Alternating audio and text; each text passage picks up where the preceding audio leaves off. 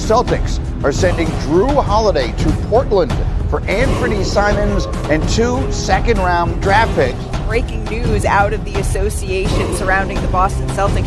The Celtics have traded Kristaps Porzingis to the Atlanta Hawks. 50 for Jaylen Brown. This is Pritchard time. The crowd can sense it. Over 3 Bulls. It's gone! Great in and out dribble. Oh! He set off the smoke detector!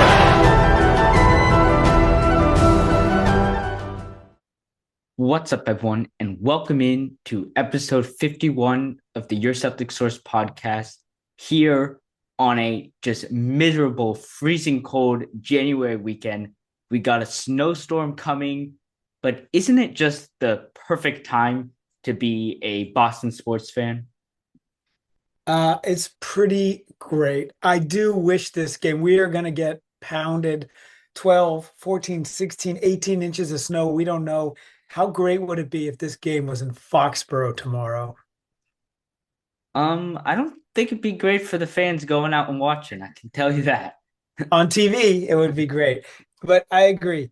We have an incredible run from our Patriots. Nobody saw it coming. We have an incredible season by the Celtics, right? Way above their prediction. We have the Bruins predicted to be in last place, absolutely crushing. And we have 3 amazing sports teams here in Boston. I knew you were going to say that. Yep, we're waiting for the one lagging behind to catch up. I do think, though, the beauty of Boston, to your point, though, is for the last 25 years, somebody's always up, even if somebody's down. There's always a team to root for, right? Mm-hmm. Like the Patriots are making a run and winning the Super Bowl or winning World Series or winning Stanley Cups or winning NBA championships. Like, it's pretty great in general. I agree. Yeah, we're going to talk about the Patriots game later in the show. I do want to start with the Celtics. The Celtics are coming off of their first overtime game this season, beating the Nets 130-126. And it took some just heroics, miracle plays from the Celtics rookies and guys that, haven't played much this season to get the job done. Hugo Gonzalez has arguably the shot of his career, and obviously he's been playing in Spain since he was like 13, so he's had some big plays, but none like this, taking a three in the corner and knocking it down to get your team, not even to win the game, but keep your team in it. Yeah. It was a great shot. And look, you're going to want to say they should never have been in double overtime or single overtime. They should have won this game by 18 or 22 points in the third quarter. But that didn't happen. And I like the grit. This team could have just rolled over and moved on and been like, whatever. But they didn't. And I like that grit. I like that they toughed it out when they shouldn't have to, when they're playing, not great, and found a way to win. I like that. What do you think? And this team doesn't have the same margin of error or whatever. And with Derrick White out and Michael Porter Jr. continuing to just torch the Celtics on screen threes, coming around screens and just making every single three he took off of them. The Celtics struggled in this game, and the Nets had something to play for after getting just annihilated by 54 points in their previous game against the Knicks. So you knew the Nets were going to fight, and I don't think, the Nets are on paper, was it now 12-31 on the season, but they don't play like that. They have some talent, and they're, a tier above the teams like Washington, the Jazz, New Orleans, right? They're a tier. Those teams are just, even on their best night, they're a B-. The Nets have some talent. Yeah. And, I think, this game shows, I don't want to say that shot was all coaching, but Hugo Gonzalez was not on the court initially. Baylor Scheierman was about to inbound the ball when Joe Mazzulla sees something in the way the Nets were lining up. I think they were running more of a zone defense, and he takes Amari Williams, who, can be a problem against zone, as all non-shooting centers are, because you don't have to guard them, right? And the Celtics needed a three, and Joe Mazzulla with, he probably had a second before it would have been too late, and he subs Hugo Gonzalez. He sees something, he goes, bam. Right. Yeah. And questionable whether the ref should have even allowed him to make that substitution. But in the end, it works out because all the, attention goes to Brown and Pritchard, and Gonzalez is, wide open in the corner, and it was not the play for him to get the ball. He probably wasn't even the second read, but Scheierman finds the open guy, and it's a make or miss league, and he has the balls to knock it down. Yeah. Yeah. It definitely was a great shot. And I don't know. Hugo Gonzalez is an interesting guy. I think I can't quite get a read on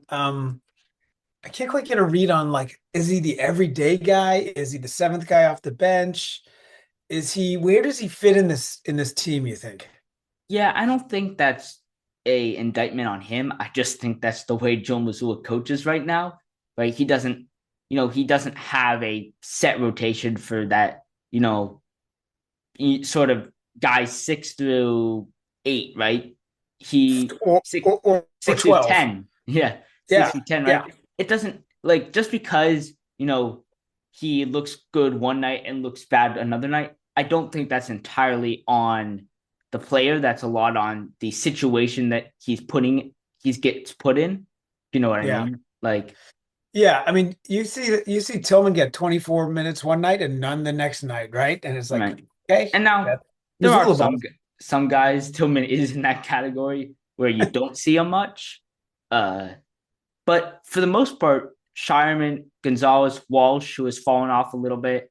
Those guys are sort of interchangeable right now, especially with Minot still on the injured list. Yeah. And so my question, comes to, do the Celtics, keep all of these young guys that they have right now, or do they see if they can package something and go out and get a center in the trade deadline? You're asking my opinion? I mean, I have my opinion as well, but first, your opinion or what you think they'll do? Oh, I would never guess what I think they'll do. That's because fair. that Brad is Stevens always has something up his sleeve. That is an absolute black box, how those guys, good for them, right? I'm okay trading here. I think you have the cornerstones of a great team for years to come, with Brown, with Tatum, with White, with Pritchard, right? And some others too, depending on who you trade, right? But like, I think you package up and move. Queta on probably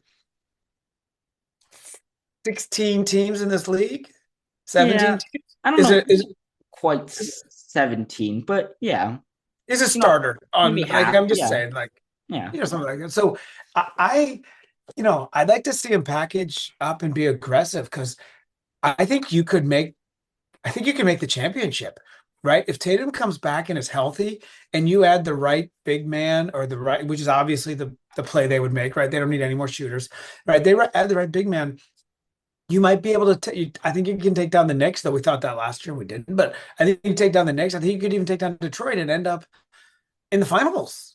And like, I guess my question is, anytime you have a shot to get into the finals, like, do you not take it? Yeah, but they're battling sort of the middle ground between going for it when the winner of this year is probably not going to be an Eastern Conference team. You are battling a Pistons team that is young and talented. You're battling, the second apron right now, and you're sort of deciding on whether this year, in the minds of ownership and Brad Stevens and whoever, was supposed to be maybe not a tanking year, but a gap year, right? You weren't supposed to be in the position you are. And fortunately or not fortunately, they're in a bit of a pickle right now on what you do. I don't think you're in a pickle at all, actually.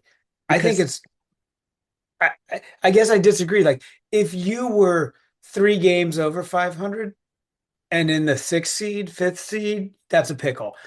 You are clearly the number 2 team in the East. Maybe you could say 3, whatever, but top 3 team in the East. And the Pistons, while they might be better than you, they might be, they're not a lot better than you. No, I don't And think so. so, and by the way, the Celtics have experience and they have whatever. Like you could beat the Pistons. Mhm. And I don't know. It's sort of like if we take another look at these Patriots, for example, I'll make an analogy here. Let's say they go up against the Rams and Stafford, or they go up against the Seahawks, and like, they have all this experienced team and they're the underdog. And let's just say they lose by 2 scores or even 3 scores, right? I know we haven't beat Denver yet. I'm not being presumptuous, but like that's a huge win. And I would rather play in the Super Bowl every year, even if I think I'm the underdog. I don't want to be the Bills this weekend. I don't want to be the Ravens this weekend, right? So my sort of view is like, even if like the teams in the West aren't going anywhere. You think in the next 2, 3, 4 years that OKC and Denver and, all these stacked teams, even the Lakers, obviously LeBron's going to change or whatever, but like, you think these teams are going anywhere? No, they're going to be just as good. You're going to have to beat a good team to win. So saddle up and try. Yeah, I guess, my question, I guess, revolves around a guy like Anfernee Simons, who the Celtics, obviously coming into the season, were trying to get off his contract. And, they cannot pay a guy like this $27 million a year in today's NBA, right? There's just, for what he brings to the table. And granted, he came into this year as a just horrific, arguably one of the worst defenders in the NBA. And Joe Mazzulla, the coaching staff, has changed that to a playable guy, right? He's not elite, but he can survive out there now. And that begs the question on, do you want to move off a guy like this because of just the natural talent, the 20 points off the bench that he can give you a night? I mean, I think the stats for Simons are something like you are 4-0 when he scores 25 points a game. You are 6-1 when he scores 20 points a game. I mean, the stats are incredibly positive. When he scores and plays, you win. Mm-hmm. At the same time, he's not going to be here next year. Does he help you? Does he help you win? Does he help you win a championship this year? I don't know. Who helps you more? Another scorer off the bench or another better big man? Yeah, so I don't know. Choices. I don't know if he's not going to be here next year. He won't be here next year for $27 million a year. But could he be here next year for $14 million a year? Would he take a cut like that to be on a team that's winning every single day? I don't know. Like, he does again. He doesn't text me back. You look at what, Trae Young going to the Wizards, and, why is he happy in Washington, right? Why did he choose that destination? It's because that's the only place he could go for a player like that, right? A player that, is, talented on one end of the floor, but is just horrific on the other, right? And Anfernee Simons was in that same category, but I think on a team like this, he's out. He can, he's out of that category now. Let me ask you a bigger question, which is a more important question, right? I think the Celtics have shown they can develop players, right? Mm-hmm. Maybe the best example is Peyton Pritchard and Luke Cornett, right? They took good players, don't get me wrong, but they made them great players, right? I'm not saying all pro, but great players. So if they've been developing Simons and maybe what your argument is, he went from let's say a D defender to a B minus. Okay. Is that a fair assessment, you think? Yeah. Yeah. It's probably not higher than that, but I think he was much worse than a D, to be honest. Well, D is pretty terrible. Yeah. So, I mean, just to be clear, you don't get credit for the course if you have a D. Yeah. You have to have a C or above, or you don't even get credit. That's fair. So the question is, what else could they see, right? Because they have to be careful on the money, apron aside or whatever, but like it limits their choices and their ability. So could they find another player like Simons who's on a $7 million, $6 million contract and develop him into something else? Like, can they develop and trade players, right? Because then if you actually have the coaching staff, you can develop and trade and take something that was worth X dollars and trade it for 2X dollars because they're a better player now, right? Mm-hmm. They didn't trade Luke Cornett, he walked, Right. but had they traded him, they would have gotten a ton of value, right? Mm-hmm. And I'm not sure, what the value will be because it's really hard right now for teams to pick up just $27 million with the cap rules. There's not a lot of teams that are willing to do something like that, especially Yeah. for a guard, because, unfortunately, the guards are not the problem right now in the NBA. There's a lack of centers and a lack of forwards that can, shoot the three and play defense, 3-and-D players. There's Yeah. not a lot of need for, ball heavy dominant guards. No. And I think you're going to see I mean, we'll see what changes the NBA makes, but I think that's a trend that's going to continue, right? There's always been a lot of guards, like, because Right. you got, and I think they're going to get a little commoditized, right? The ones that can't play a full game, the Trae Youngs of the world, who are just pure scorers, but like, Right. they're not going to get the max contracts and stuff. Yeah, I Because don't think you can afford to do that. I mean, you look at, the Knicks, for example, their two best players, they have to be on the floor for them to score. But when they're on the floor, they can't play defense either in Jalen Brunson and Karl Anthony Towns. Yeah. Yeah. So, look, you asked me, I think I'd like to see him make a move.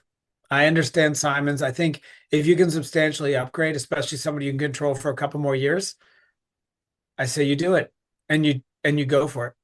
Yeah, Like, so I wouldn't rent a player to try and win this year, right? Like, I wouldn't trade Simons on an expiring contract for someone else on an expiring contract. But, if you could get, and I know it's not going to happen, like Adebayo or, somebody like that, who you got 3 more years of, like that's anybody you got at least another year or two on, I think that's interesting. yes, there's four centers that have sort of been in the wing, mix. you could say, Yeah. right? In the Yeah. mix, in rumors. You said Bam Adebayo, sort of the most talented out of all of these. Potential is probably Jaren Jackson Jr. in Memphis. Yeah. Things are changing rapidly around there. Jaw now is out for a couple of weeks with an injury, right? I think he'll be traded anyway, even with the injury, right? Well, I mean, yeah, but you're probably going to get a Trae Young type offer now. And I I thought, mean, how many more years it depends what he has left on his contract, right? I don't know. right. Because he's out an extra week or two past the trade deadline, but like he didn't tear his Achilles, right? Like, so it's not Right. like you're signing But Kevin Durant eating the year. Yeah, but he has injury issues. Yeah. But yeah, Jaren Jackson Jr., right? He has the upside for sure, right? He's a rim protecting block shots. He brings all of that. What has been his sort of limitation is the rebounding. And that is something the Celtics need. That's probably the most important thing they need right now.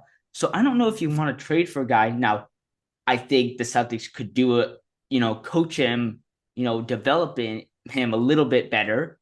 But that being said, he's not a young rookie anymore, right? He is playing in the NBA for now 3+ years. So he has developed, skills to a certain extent, right? He's not going to how many years has Simon's been in the league? 7, 8, 9 or something like 9? that. Yeah. And you're saying he got better. So, that's true. But your point's a good one, which is if we're going to make a move, we want somebody that we don't have to coach up the rest of the season. We want them to make an impact tomorrow, right? Mm-hmm.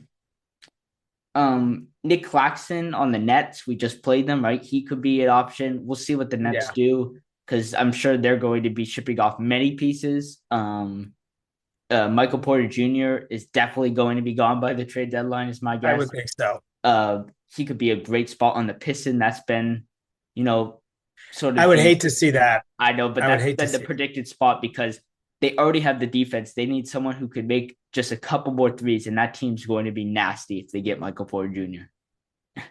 I agree. I think the other two are probably less likely options for the Celtics here in Robert Williams' return. I don't think that's going to happen. I don't think you want to go down that path with the injuries that he had, and is out and in all season right now as well. And then Ivica Zubac on the Clippers, and the Clippers are playing well actually. That's the one. That's the one that we hear the most about, right? Right. But that being said, the Clippers are back in the mix in the play-in. They beat the Lakers on Friday night, I think it was. Right? They beat the Clippers. They beat the they beat the Lakers. They're playing well right now. And I don't know if they make a move because Kawhi is playing really well. James Harden is playing well. And we all know when the playoffs come around, they won't be on the court because that's just what those players do. I mean, Harden won't be. Harden will be on the floor. Well, he'll be on the court, but they won't win. They won't win. No, but Kawhi won't be on the floor. Guaranteed he will not be on the floor come playoff time.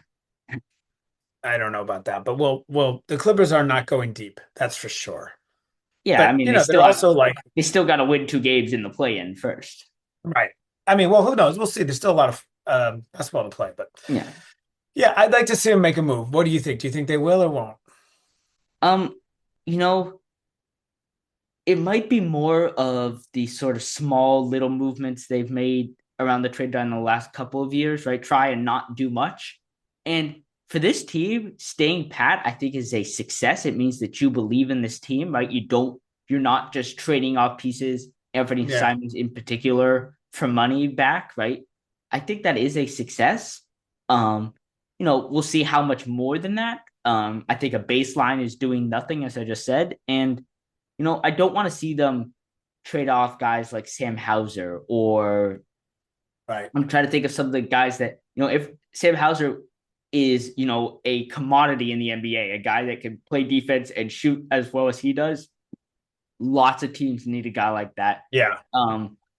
We said the Pistons, right? Sam Hauser would be good on almost every team in the NBA in the role that he plays, right? And Sam Hauser's scorching hot right now. He's shooting like 45% from 3 or something in January. Yeah, he's on fire. He's on fire right now. And he goes through ups and downs throughout the season.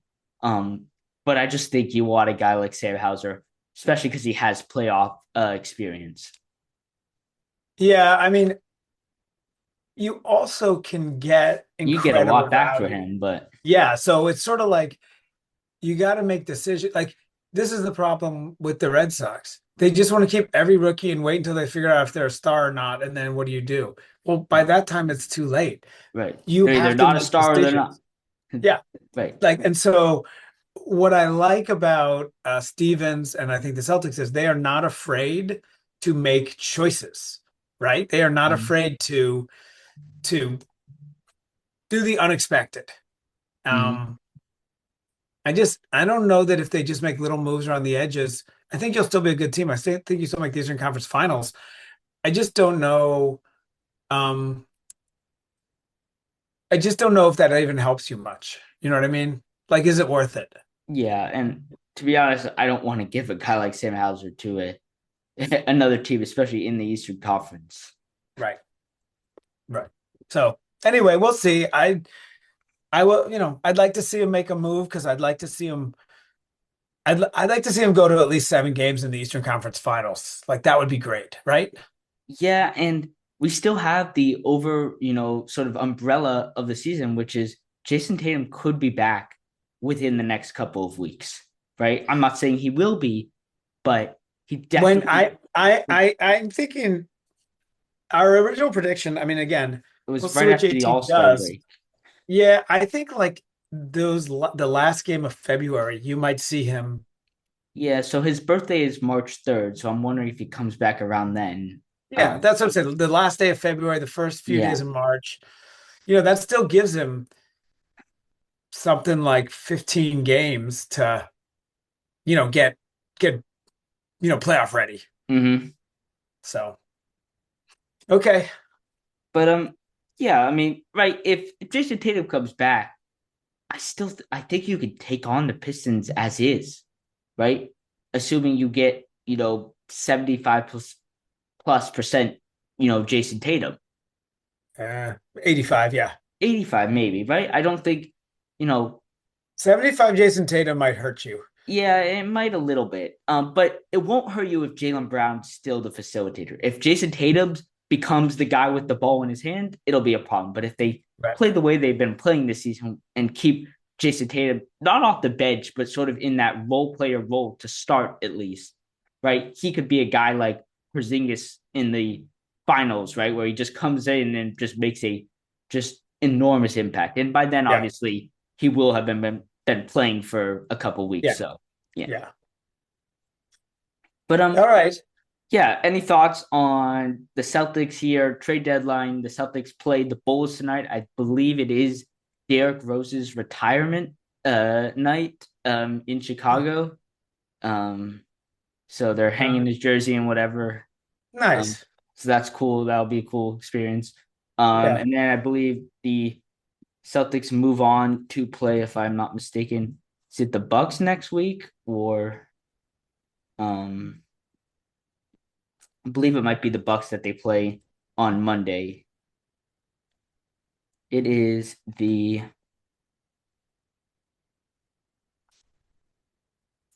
Trailblazers home, and then Atlanta. Oh, so they have a couple games. They play the Bucks next week.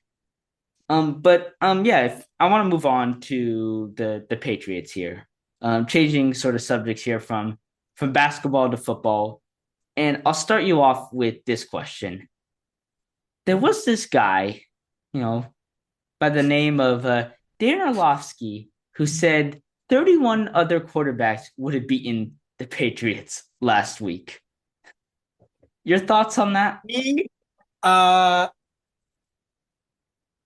would say I will put aside the fact that all of New England hates him now. And I'll just say I think he's wrong. And rightfully so. They hate him. And I think that take was a pretty bad take. A pretty bad take. I think if you've heard him, and I know you've heard him try to explain away, he said that I didn't mean. Yes, he did go back and try and cover up. Yeah, I just meant that Stroud was so bad that anybody else would have helped you in that game. He did the only thing you couldn't do is what he meant to say. Right. And there is some validity what he says about, all those interceptions on first down and whatever. But at the end of the day, and Patriots beat the Texans and they beat them by quite a bit. Yeah, but it was a close game until the fourth quarter. Absolutely. But these are the playoffs. They're always close games. Right. I mean, you're not 49ers Seahawks is not a close game. I think that take didn't age well. And Dan, if you're watching this episode, we would love to have you on and talk about it with you. Because we couldn't think you're more wrong. And we'd like to hear you defend it. You don't just have to go on the Pat McAfee show. You can come on this show and defend yourself. Yeah. That being said, the Patriots have had a horrific path in terms of the defenses they've played. But the offensive side of the ball, the Patriots have basically had the luck of the draw in who they played. They played the Chargers, they played the Texans, and now you're playing Jarrett Stidham. So, defense for the Patriots looks good, but how good is this team? And when you face a Jarrett Stidham now, Jarrett Stidham is not going to have the upside of Bo Nix, right? He's definitely not. But can he have a higher floor than what we saw from CJ Stroud and from Justin Herbert? And if he does, do the Broncos win with their defense? I think the Patriots win this game. I do too. And I think we should not be dismissive of Jarrett Stidham. We know him a little bit from his time in New England. Look, I think he's probably an excellent backup quarterback. I think he'll probably have a good game. Yeah. I don't see how he wins the game. And I think in this game, quarterback, you're either your quarterback or your defense wins this game for you, right? It's not your wide receiver. It's not your, I don't think he wins the game, but I don't think he's going to lose it for you. I think that's right. Stroud and Justin Herbert did, right? I think Well, And I think that's true. However, the Patriots defense is good. Offensive line is good for the Broncos, but they're going to get after him and they're going to harass him, and he's not as mobile as other mhm, guys. He's a pocket passer, right? I mean, not saying he can't ever run, but like he's not going to scramble for 50 yards, right? right. And so you're gonna have ability to contain him. And I don't know. I mean, look, I think the Broncos will put on a good show. I don't think they're going to embarrass themselves. I think it'd actually be a tough game. I think the Patriots will win by more than a field goal. So, I think they win by 5 to 10 or 12. So yeah, I mean the line's going down each and every day. It seems weird why every day it's going down. Like you think, they'd settle on something, but I think it started at Well, 6.5 and now it's down to 3.5 or something like that. I think that is a lot of Broncos hype. Yeah. I think they are pumping up Stidham a lot. I We'll mean, see. 3.5, I'd bet the Patriots to cover. Like, Yeah, I think that would be a good bet. I think Because you so. know what? I would rather take that bet and lose the game or win by more than three. Like, I don't think they win by one in this game. I think I don't either the see it. game, I don't see it. yeah, I think the game will be close. I'll But check the line right now. Let's see if it's moved. Hang on. Let's see what I we're think when at. it's all said and done, the Patriots will make a play in the fourth quarter to get the game out of reach. Yeah, out of reach. I think that's right. I think they're already probably winning. I mean, listen, let's hope this happens. I think they're winning going in. 3.5 is the line. Yeah. Right. So it started at 6 at the beginning of the week and has grown for the Broncos ever since. Yeah, but just to win, they're minus 220 and Broncos are plus 180. Right. But you get 2.5 to 3 for being at home.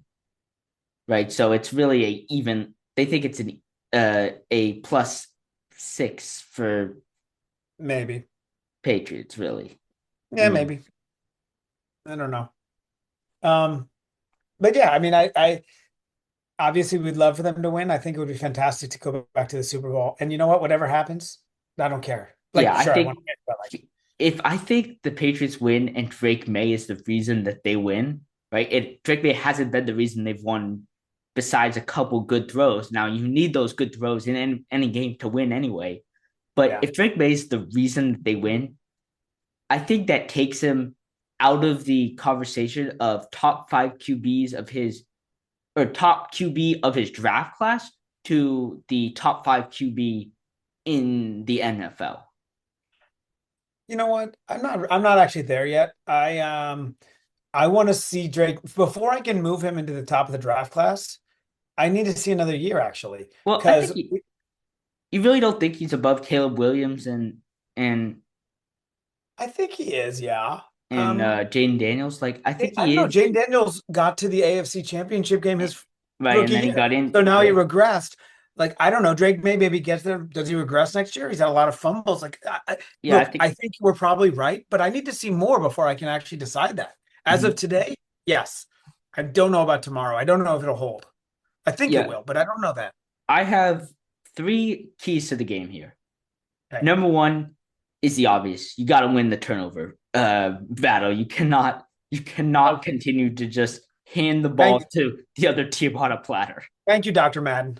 Yep. I thought that one was well thought out. See, that's a hot take. Yeah, it's a hot take. Second one is you got to run the ball well because we know the Broncos are going to be doing a lot of, handing the ball off in short game screens. There's not going to Yeah. be a lot of, high level QB decision making. Not because Jared Stidham can't do that, but because Sean Payton is going to make it so it's not in the quarterback's hands to win or Yeah. lose the game, right? I Like think that's even if I think that's he fine. has the chance, I don't think the Broncos want to make that risk. I mean, we'll see how the game goes. You might have to, but like, Right. no, I agree. But if they're, yeah, I mean, yeah, that's how the pitchers want to make it, right? And that's my third key is the defense, right? Can you make it so that the Broncos have to stop running the ball and start putting it in Jared Stidham's hands to throw the ball? And that's when you can come up with turnovers and takeaways and quick 3 and I mean, outs. you got to feel like making Stidham beat you in the air is a good game plan. That's got to feel like a good game plan. I will say, one of the things I like is, and we'll, knock on wood, but feels like we're getting healthy at the right time. We still got a few little nicks and bangs and whatever, but like feels like the Patriots are healthy, more or less. But score prediction here as we wrap it up. I'm gonna go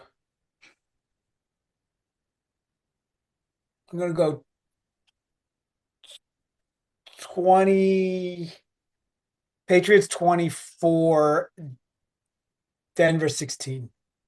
Yeah, I had around the same score. I went 24-17. Yeah, same about score. I think they win by a touchdown, I think, probably. Yeah. I think they win by more than a touchdown or more, I think. Yeah. But we'll wrap it up here. Thank you guys so much for watching. Follow on social media. We will have a instant reaction tonight after the Bulls game. We will do a instant reaction after the Patriots game, and then we'll get back to our normal schedule. But thank you, Dad, once again for joining me. And until next time, go Celtics, go Pats, and I'm praying for John Henry.